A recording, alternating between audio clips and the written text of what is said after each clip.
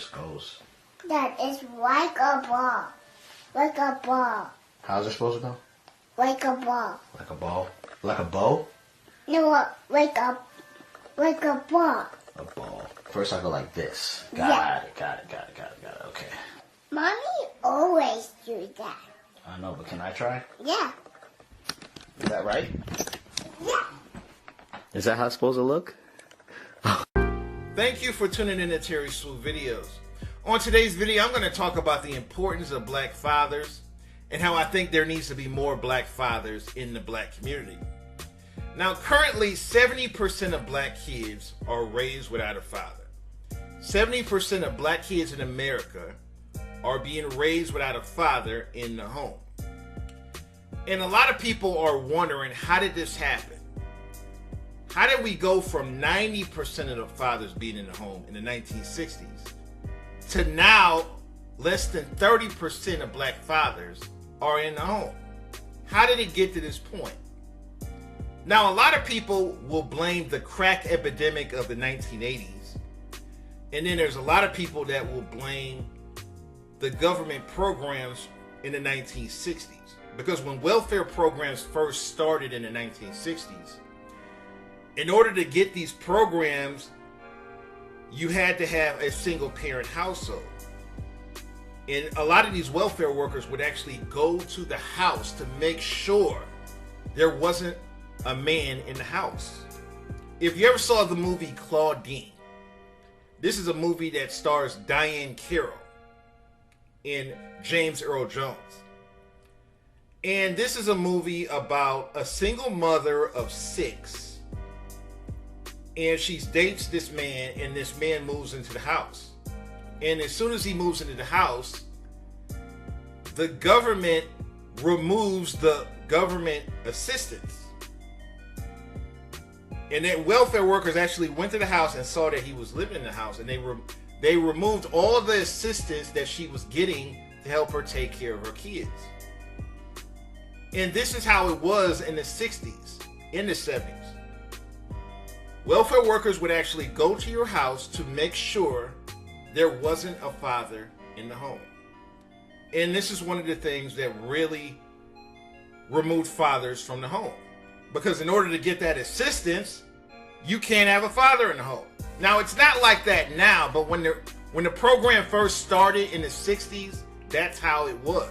Now, I was born into a 2-parent household. My parents were married when I was born, but they got divorced when I was about 8 years old. One of the things I loved about having a father in the home is every time I had a problem, he would try to give me advice to fix the problem.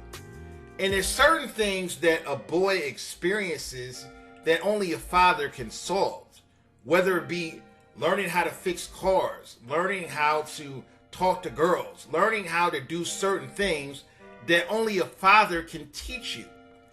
And a lot of kids that are raised without a father are very confused. I think the court system also keeps fathers out of the home.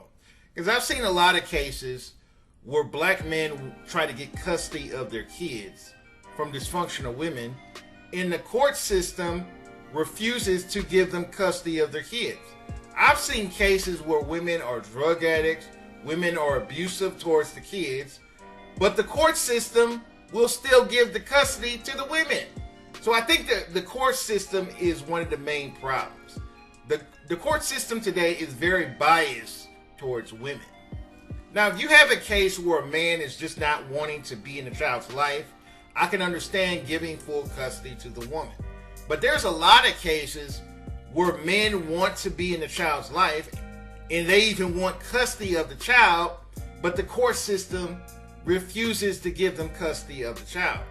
I've seen cases where men are working good jobs, they're not doing any drugs, but the woman doesn't have a job, she's on drugs, and they'll still give they'll give full custody to her. That makes no sense. You look at the case of Michelle Blair. This is a woman who killed 2 of her kids and stuffed their bodies in a freezer for 3 years. Now, one of her baby's father tried to get custody of his daughter, and they refused to give him custody. Even though he had a job, he didn't do any drugs, but they still gave custody to her, even though she was abusing the kids for many years.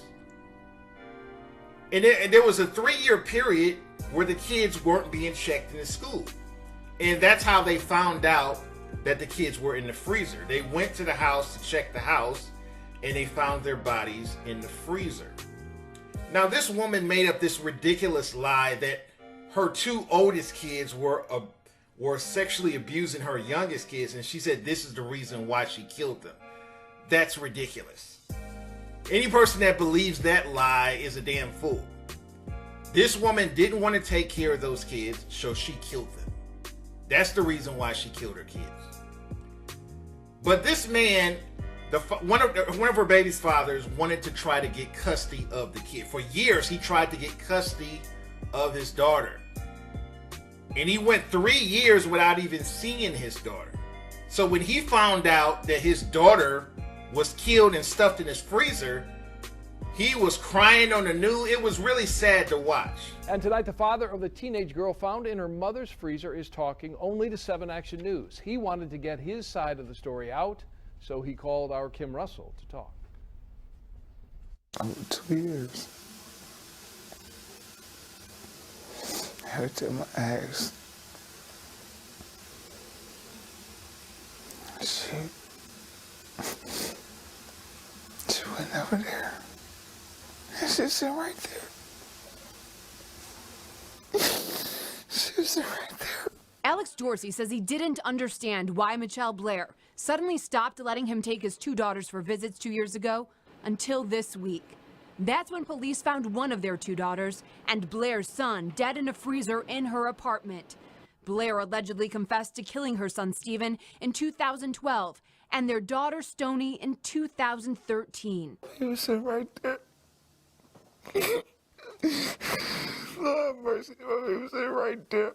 Dorsey says Blair would tell him Stoney, who would have been 15 now, wasn't home. He would talk to his oldest daughter, who is now 17, at the door. So Mom said you can't come in. 7 months ago is when Alex Dorsey says he last came to this porch that is now turned into a makeshift memorial. He says his daughter's mother wouldn't let him see his girls. How hard is it to hear them say you should have done more? It ain't hard at all, because I already know I'm supposed to do it. One moment, this Detroit man is angry at the state. He says his family reported concerns to CPS in years past, but it only caused problems as the kids were given back to their mom. The next moment, he is full of regret, wondering what if. It's my fault. It's all my fault. Blame yourself. It's all my fault. Yes, it is.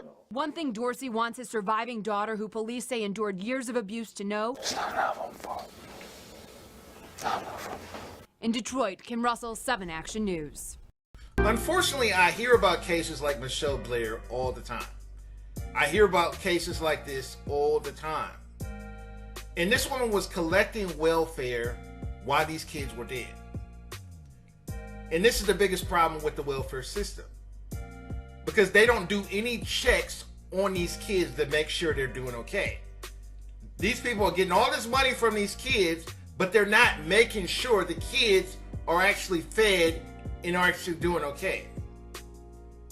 If they actually did some welfare checks, there's no way in the hell she would have killed these kids and then stored the bodies in the freezer for nearly 3 years.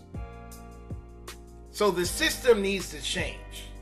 There needs to be any person that's getting government assistance for kids, there should be at least twice a year do some checks on these kids to make sure they're doing okay. The whole system needs to be changed. And I think fathers need to start having more rights for their kids. This ridiculous notion that a man can't see his kids just because she says so is ridiculous. Every man should have a right to see his kids if he wants to see his kids. She should not have the right to say he can't see his kids and this is how it goes. That's ridiculous. But like I said, the way the court system is set up is screwed up. So the whole system needs to be changed. A lot of people have different opinions about this topic. If you enjoyed this video, share it on Facebook and Twitter.